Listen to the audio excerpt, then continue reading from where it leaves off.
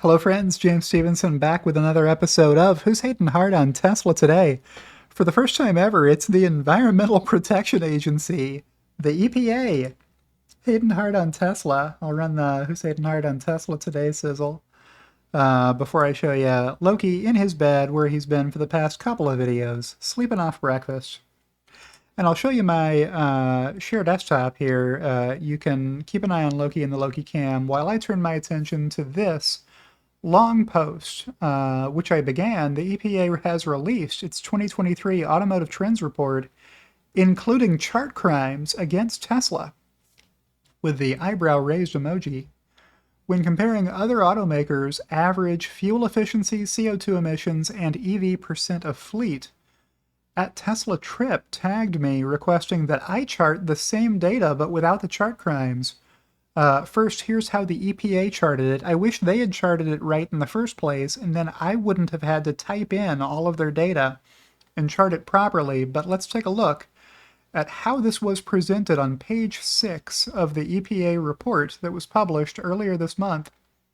Figure ES4, changes in estimated real-world fuel economy, that's the left-hand side, and CO2 emissions, that's the right-hand side, for large manufacturers. So for this one, fuel economy, more fuel economy is better. So you want to be to the right on this. Higher is better for fuel economy. And then on the left, CO2 emissions, lower is better. You want to emit less pollution from your tailpipe. So you want to be as close to the middle as you can get on this page. So they've combined two charts onto one page so that they don't have to repeat this y-axis, which is just giving you each of the automakers. So let's glance at this and see what the takeaway is. Well, the worst automaker for fuel economy is Stellantis, and they're all better from there up the chart here, up and to the right, until you find Tesla up here, which is in the same range, really, as Hyundai, Honda, Kia, Subaru, etc. They're all in this, on the right-hand side of the chart side. And then over here on the left, not the left, the right, I know my directions. On the other side, where the CO2 emissions are, Stellantis is still the worst.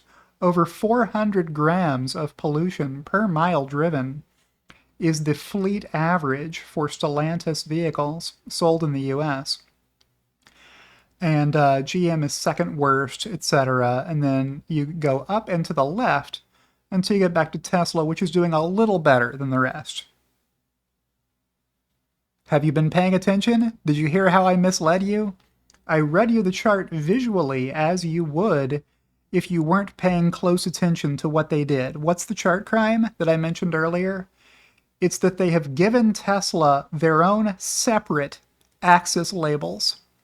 These are the Tesla-only X-axis labels, here and here. And if you're not paying attention and you don't notice them, you think Tesla is doing about as well, or maybe a little bit better than, the rest of the automakers. Because this scale goes from about 20 to about 32. This scale goes from about 60 to about 120. Tesla's doing way better on fuel economy, miles per gallon or miles per gallon equivalent, if you have an all-electric fleet, as Tesla does. Then under CO2 emissions, same deal. This chart goes from about 300 to about 450. This x-axis is labeled as going from 0 to a little past 150. Tesla's doing way better on CO2 emissions as well, but you wouldn't know it by glancing over this chart, right? You would think they're only a little better or about the same as the best performing legacy automakers. So how did I fix this chart crime? I'll show you. After reading the rest of how I captioned this long post, okay, that is hot garbage. First up, here's my version of the fleet average fuel economy chart, the chart on the left. Yes, I got it right that time. I got it right that it's on the left. Each company's 2022 performance is at the right edge of the green bars or the left edge of the red bars. I'll tell you what I mean by that. As we look at this chart on the big screen, I apologize that there's an arrow covering the S and the first part of the U in Subaru, and the top of the T in Toyota, but you know what those are. I have labeled my chart improvement in green / worsening, if in red, of the fleet average fuel economy from 2017 through 2022 as measured in miles per gallon or miles per gallon equivalent, which is the EPA's approximation for electric vehicles of how efficient they are compared to fossil fuel burning vehicles. Higher is better, so you want to be to the right of this chart.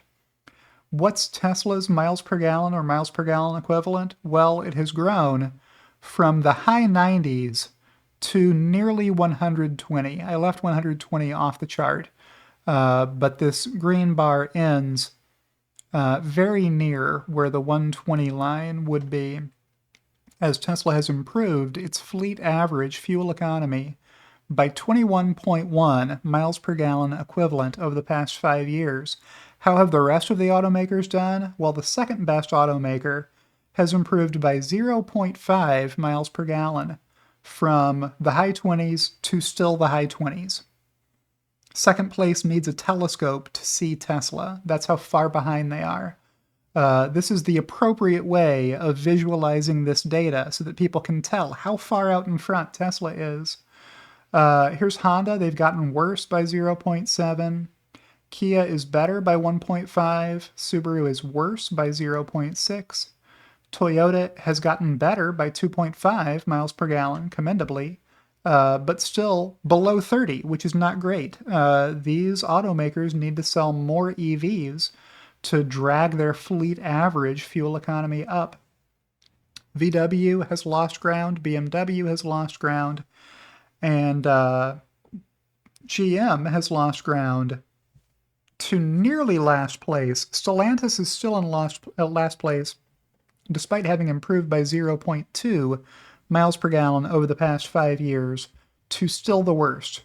So Mercedes, Ford, and Stellantis have gone from very terrible to not as terrible, so they get green blocks by virtue of their performance over the past 5 years.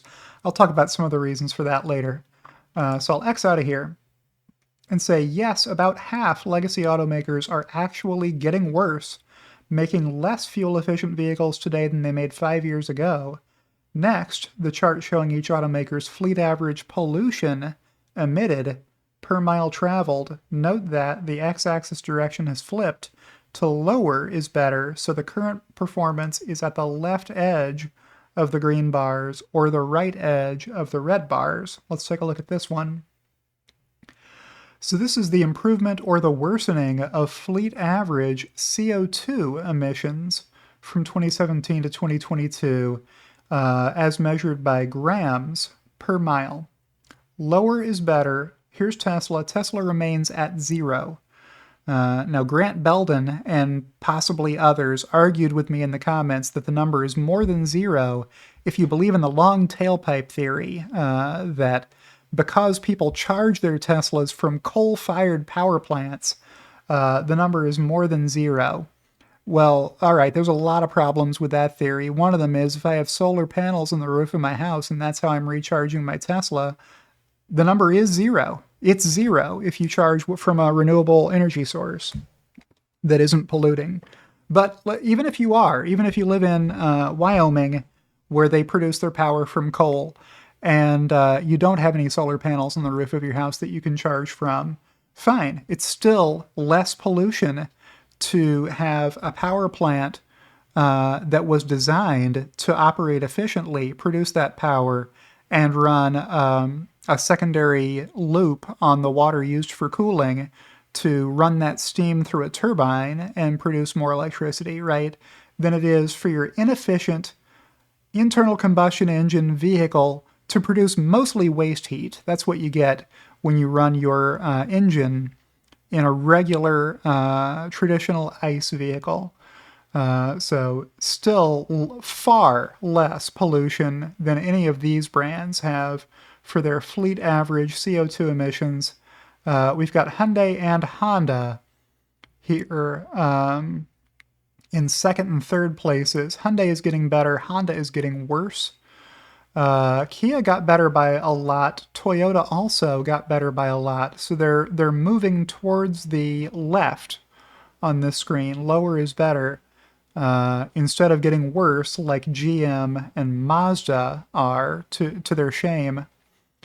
Most of these are getting better. But they're still producing more than 300 grams per mile of pollution, all of them. And they could be doing a lot better than that if they were selling EVs. Okay. Next, I said that's not what Tesla Q meant all those times they said Tesla is a zero. Here's Tesla, the only automaker reported by the EPA as having zero fleet average CO2 emissions. There are other automakers that were not included in the EPA report. Go complain to them that you can't find Rivian or Lucid in their data. And finally, here's my version of the green vehicles percent of fleet chart. Let's look at this.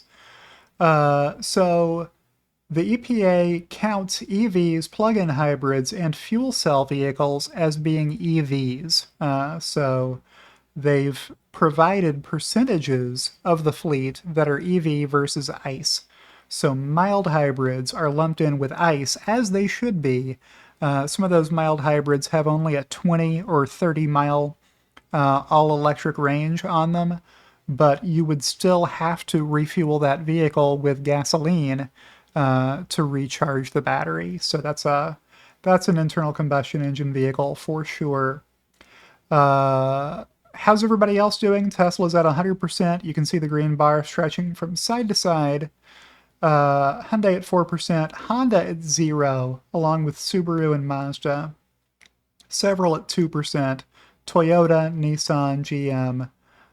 Only a few above 5%, Kia, Volkswagen, and BMW are kind of it. So that's the state of things. That's where, I mean, if you're interested in buying an EV, it's easy to see why so many Americans are choosing a Tesla. Tesla makes only electric vehicles, so they ought to be pretty good at it. Everybody else is making more than 90% fossil fuel burning vehicles, so why would you buy an EV from them? Clearly they don't believe in it enough to make more than 10% of their vehicles electric. Legacies like to claim that they're rapidly electrifying their fleet, by which some of them include mild hybrids, but the EPA's data tells a totally different story. Note, I'm limited to four images per post, so if you want to see the EPA's version, it's on page 8 of their report, which you can find here. I have taken the liberty of pulling that up for you, so you can pause and read through the article if you want. Sorry for the change in brightness on that. I can't show you a PDF in dark mode. That's not a thing. But I'll flip through this report quickly if you want to read their disclaimers and stuff. I'm not going to talk this executive summary with you. But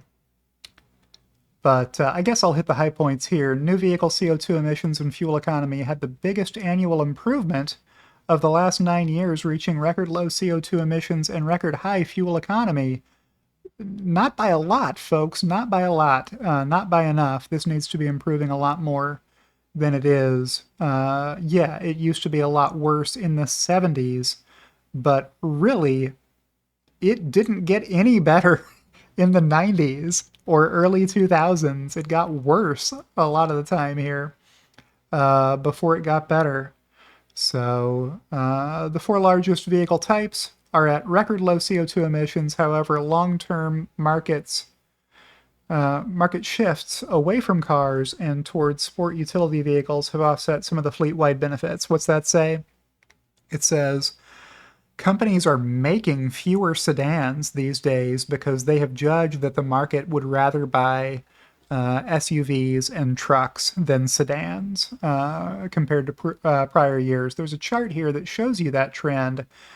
It's a stacked 100% area chart, which is kind of an interesting way of doing it. Sedans and wagons used to make up more than 75% of the market Today, they make up less than 25% of the market. That's how much of the market has shifted. Half the market has departed the sedan segment and gone to, well, let's face it, mostly it's truck SUVs, is what they call a truck body type SUV instead of a car body type SUV, which is the orange section here, which is more popular than it used to be. There used to not be any car type SUVs, and there were only a few in the 70s and 80s. Everybody has truck style SUVs now, and minivans were popular in the 80s and 90s and stopped being that popular. Pickups remain pretty popular in the US, but still less than 20% of sales. But on the right, you can see the other chart here. Within each body style, they've been getting more efficient in terms of how much pollution is generated per mile by sedans versus car SUVs, truck SUVs, minivans, and pickups. They're all getting more environmentally friendly than they were, but the mix has been unfavorable from sedans to trucks because the truck SUVs weigh so much more than the cars did. That's offsetting a lot of the gains that should have been occurring. As this chart just shows fuel economy improving even as horsepower goes up, the average amount of horsepower since 1975, and as the vehicles are getting heavier. And as their footprint expands, how much of a parking space they take up keeps getting bigger as time goes by. I'll let you pause these and read them if you want. So here's that chart that we already looked at, which is why I had to zoom in this much. This is the only page in their report that was in landscape mode instead of in portrait, which is why I had to zoom in like this. They should have just made it 2 pages. They should have had 1 page for this chart and then another page for this chart where they repeated the y-axis labels. That would have been better. They could have all been portrait that way. I'll zoom in here now that I'm allowed to. Let you pause this one and read it if you want. See what the EPA is talking about. My beef with the EPA is that Tesla did so much better than legacy automakers. They should have been pointing that out in the body of their text and graphically on their charts. Tesla is crushing the competition in terms of actual green fleets. And this report doesn't do enough to underscore that.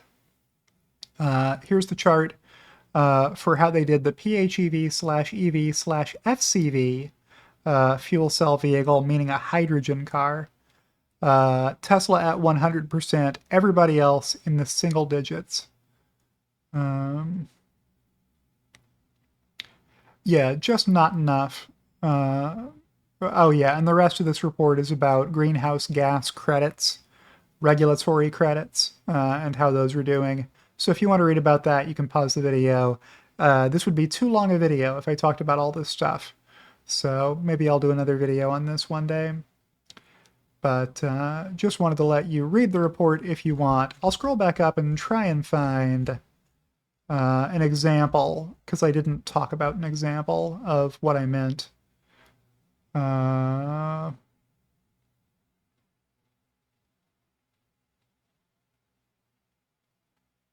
Here, for model year 2022 alone, Tesla's all-electric fleet had by far the lowest tailpipe CO2 emissions of all large manufacturers. They say it, but they don't stress it enough. It gets buried at the bottom of page 5, and in my opinion, not emphasized enough. Read the rest of it. Tesla was followed by Hyundai at 302 grams per mile. Were they? Were they followed by Hyundai? Let's take a look at my chart. Scroll back up here. Was Tesla followed by Hyundai? This chart, in my opinion, does not represent Hyundai following Tesla.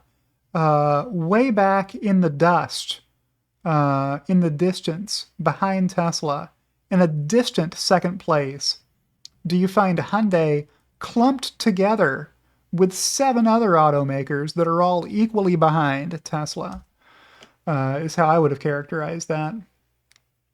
Hyundai at 302 grams per mile, Kia at 306 grams per mile, Honda at 309 grams per mile. Stellantis had the highest new vehicle average CO2 emissions and lowest fuel economy of the large manufacturers in model year 2022, followed by GM and Ford. Tesla also had the highest overall fuel economy, followed by Hyundai at 29.1 miles per gallon, Honda at 28.7, and Kia at 28.6. They just call all of them 29, right? I mean, that's what that is. My charts, I think, are needed to correct the chart crimes of the EPA, who's hating hard on Tesla today, in my opinion. That's my video for today. So with that, I will check back in with Loki one more time, see if he has anything to add before outroing by saying, if you've liked today's video, click the like button. It's important to do that for the algorithm to recommend my video to other people like you who wouldn't like to watch the video. Thank you to everybody who follows me or subscribes to me. If you're watching me on YouTube, you can do that for free with a button I'll leave for you right there. Or if you want to support me, you can do that on Patreon or by subscribing to me on X. Or by joining my YouTube channel, as my executive producers Kathy Kitchler and Rebellionaire.com did in a very big way. Thank you both. And I'll see you in the next one.